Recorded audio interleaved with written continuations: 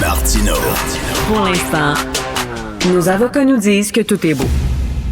Vous vous êtes certainement fait soit pirater, soit fait bloquer votre compte Facebook. Vous avez plus accès à votre compte Facebook. Moi, je me suis fait bloquer à de nombreuses reprises. J'ai jamais compris pourquoi. Jamais. Ils ne donnent pas de raison. Là. À un moment donné, il y a 2-3 plaintes, puis pouf, t'es bloqué.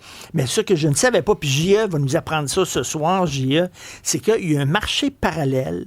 Il y a des gens qui sont prêts à payer des milliers de dollars pour récupérer l'accès à leur compte Facebook. Je ne savais pas ça. Marie-Laurence Delaney, qui est journaliste pour J.E., qui a fait le reportage ce soir. Bonjour, Marie-Laurence. Bonjour, Richard.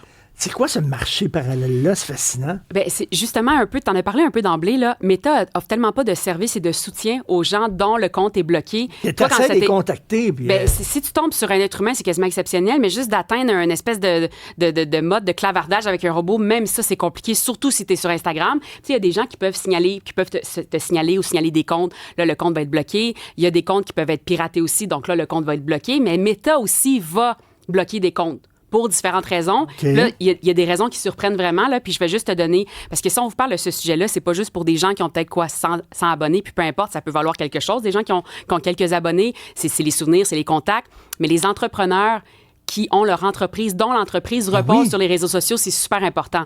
Puis, entre autres, Myriam Labrie, que tu connais probablement sous le nom de Madame Labriski, elle avait 60 000 abonnés sur Instagram, et le 5 juillet, elle essaie de se connecter, pas capable de se connecter. Elle est restée le lendemain, commence un peu à paniquer parce qu'elle se dit 60 000 abonnés, c'est des 60 000 clients potentiels. Ben oui. Exactement.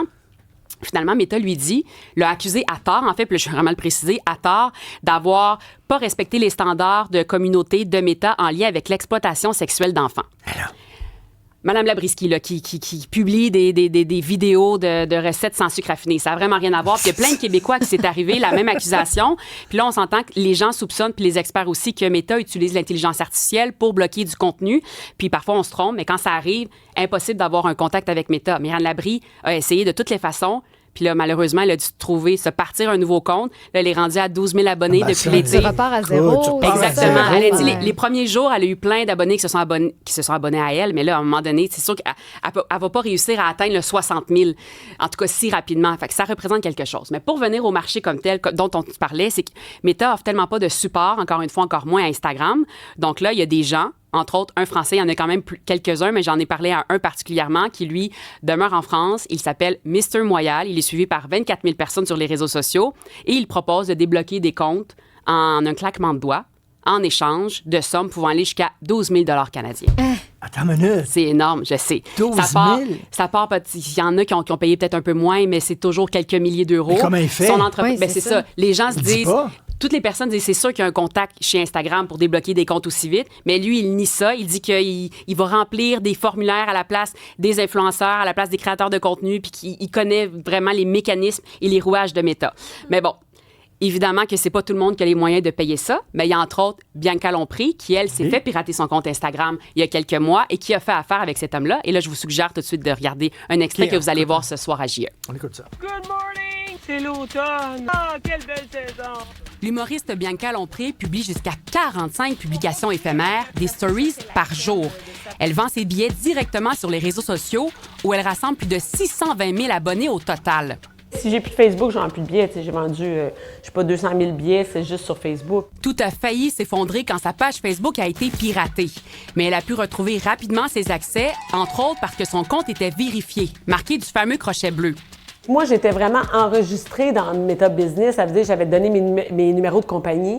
J'avais donné mon numéro de TPS TVQ était là. Et je te dirais peut-être en 24-48 heures, tout était réglé. Puis cet été, c'était autour de son profil Instagram d'être piraté.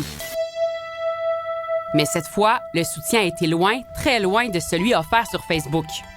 Parce qu'Instagram n'a aucune équipe technique. Là. C'est vraiment minime, les équipes techniques. Là, je sais pas. Ça va peut-être bien aller. C'est fou quand même, là. Mais Alors, ce qui est important de savoir, parce que souvent, quand on a une personne qu'on connaît pas qui est à l'étranger, qui vous suggère qui vous demande une somme de vous payer 12 000 par exemple, on se dit, est-ce que c'est une arnaque, tu sais? Mais dans ce cas-là, ça fonctionne. Ça marche, il y a plusieurs influenceurs québécois à qui j'ai parlé qui voulaient pas nécessairement être dans l'émission, mais qui m'ont dit que ça avait fonctionné et qu'ils ont payé seulement après avoir récupéré leur compte. Et Mr. Moyal en question donne des reçus sans taxes et son entreprise est basée à Dubaï. À Dubaï, mais c'est Ouais. une entreprise legit, comme on dit. Là. Exactement, Légale, là. oui, c'est ça. Oui, c'est ça, c'est un site Internet. Lui, dans le fond, il travaille avec des créateurs de contenu et parmi ses services, il offre des services de déblocage de comptes parce qu'il y en a de plus en plus qui ont besoin de ce type de service-là, surtout en France.